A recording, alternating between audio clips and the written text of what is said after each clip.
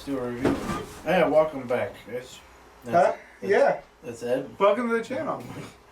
Today we're talking about that Renfield film. Yeah, we got a chance to see that movie recently. That was fun. I liked it, didn't you? Yeah.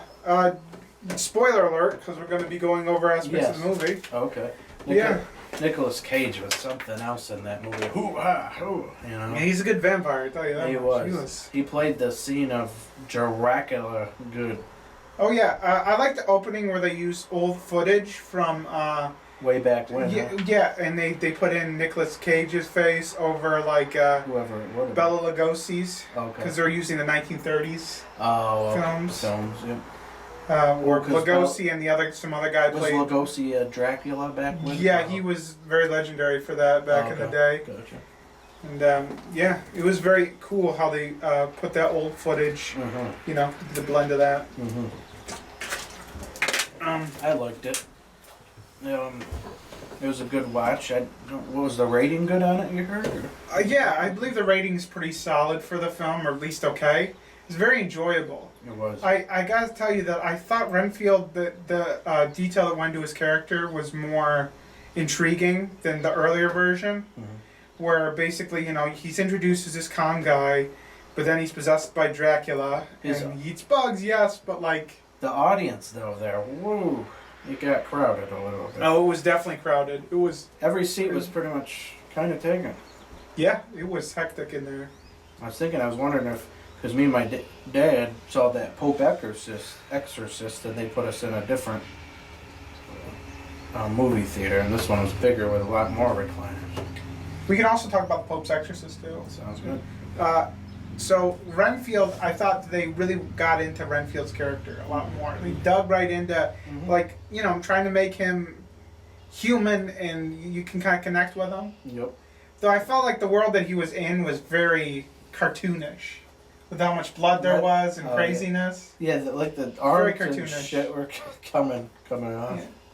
Yeah. Especially with the way certain scenarios went out, it was definitely very hyper realistic. And that girl, I don't know her name, but she was funny. Oh, you saw.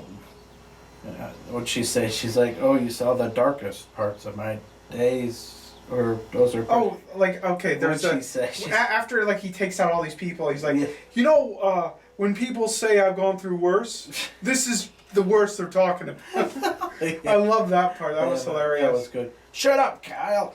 Yeah, the Kyle part. Yeah, that was used so many times throughout the movie, like in little sequences. Kyle just say one thing and they'd be like, "Shut up, Kyle." Even like police officers would just stand there going, "Shut up, Kyle." I know, right? We're just done with Kyle. They were done with him. Trying to think. Shut up, Kyle. What do you think of the splashing of the heads? Like, psh. Brutal. Oh my gosh, brutal. Remember that part where there was wrestler looking dude? Wrestler? Wrestler against the Renfield. Wrestler. He comes in and he's like the assassin, I think, to take out like these guys. Oh yeah, I think. Yeah. He punches the guy's head off. And then it hits the guy's car. Yeah, that was like a that was fucked up. Yeah. I got a kick out of that though. Yeah, I really liked how they really made it look. They made everything look so good, you know. They did a good job chopping it off people's shit. What else were you gonna say? I was just gonna say that I really liked how that wrapped up with Nicolas Cage being defeated. Yeah, that was. Yeah, cool. I didn't know if that would be if they go a different direction with that and let him win or defeat him. Yeah, because anymore they try to divert things from usual formula. Because they caught him in like a bubble, right? Yeah. A bubble thing. And I got a laugh out of the counseling group that. Yeah, that was funny. That we can ask. Thanks for bringing us back, but there's some stuff we just cannot unsee. Yeah. So basically, in the movie, Renfield's part of a counseling group, and he's trying to get better, and you can see in the trailer aspects of that. He's trying. Well, the team gets killed off. Counseling group gets killed off. Oh yeah. But by the end of the movie, Renfield uses Dracula's blood to bring them all back. And they're all like, "Thanks for bringing us back." And we've seen some stuff that we can't unsee, yeah. And we got a laugh out of that part. The whole audience was laughing at that part pretty good. They were laughing pretty hard. That was a good. It was a very entertaining aspect of the movie. I like that part of the movie. It's hilarious. Would you like to talk about the Pope's Exorcist? You saw that recently. Yeah, that was good. Just basically getting that monster out of this kid, and he ends up getting a monster in him. Really? Well, possessed. Yep. Possession kind of thing. Yep, he gets possessed, and trying to think what else. And they got to really fight this demon that's like in him and stuff, and gets pretty wild and crazy. And he talks like, like has a weird talk to him and stuff. And I know you've been doing this, you know, and he's trying to rip other people apart and stuff. It was good, but spooky. So it was a solid film for what it was. Yeah. For going there. It's hard to. I haven't watched really. I remember aspects of it, but it's like hard to remember most the parts. I liked it. I didn't mind it. No. I got a chance to see Dungeons and Dragons recently. What'd you think of it, Ed? Oh, Chris Pine, he did a good job in it, and Hugh Grant played a good villain. What'd you think of that bird? What'd you think of the bird when they tried to escape? When the guy tried to escape? They tried to use that twice in the movie, and it was hilarious both times. Yeah. But yeah, there's this bird person, and they use him to get out of jail in the beginning of the movie, and he was gonna get a pardon apparently. I believe he's actually gonna get a pardon because his story was pretty good. Yeah. But he used the bird. He escaped with the bird instead. Broke the window.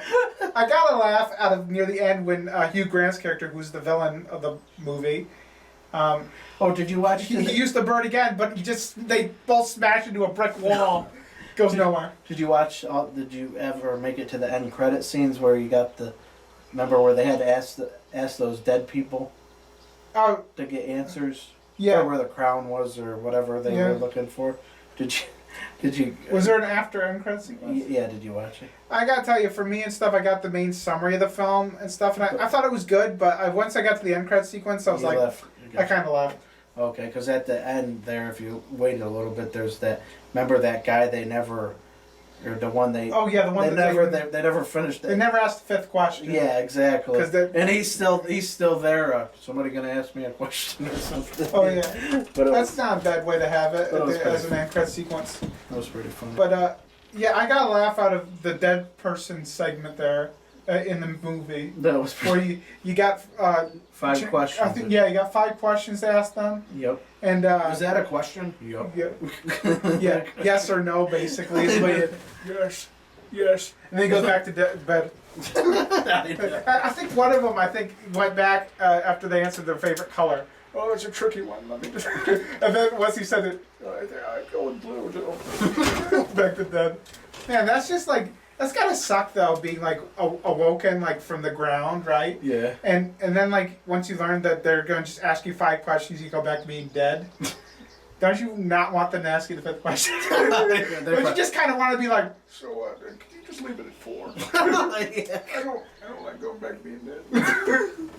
Well, at the point their body's already fucking fucked up. Limp. They're all fucking. Well, they can't really do much at that point. No, they can't. No, I mean, I don't know if they can enjoy a meal other than brains. By then, the village would probably take them out for looking weird. Yeah. Being brought back. But I like that aspect part of the movie, where they brought the dead. So, out of the 3 movies, let's give like a rating. You know, we've got the Pope's Exorcist, we got Dungeons and Dragons, and we've got Renfield. I give Renfield like an 8 out of 10. I like the movie a lot. Maybe 9. Yeah, that's not bad. I liked it. I'd probably give Dungeons and Dragons a solid 6.5 out of 10. 6.9 for I'll go with a 7.8 for Dungeons and Dragons. Yeah, It wasn't too bad. It's not bad at all, but I mean, like 5 out of 10 for me is like average. Uh-huh. So it's a little bit above that, but not by much. Not by much for me, because it didn't really stick with me. Didn't stick with you? you? Yeah, it had some cool parts to it. Don't get me wrong. What about really Pope Exorcist? You didn't see? Well, that one I didn't see, so I'd like to hear what you'd rate it out of 10. I'll give it an 8. It was pretty good. It was good. 8 out of 10? Yeah, it wasn't bad. I liked it. Spooky and weird and all that shit. So, good. Thanks for watching.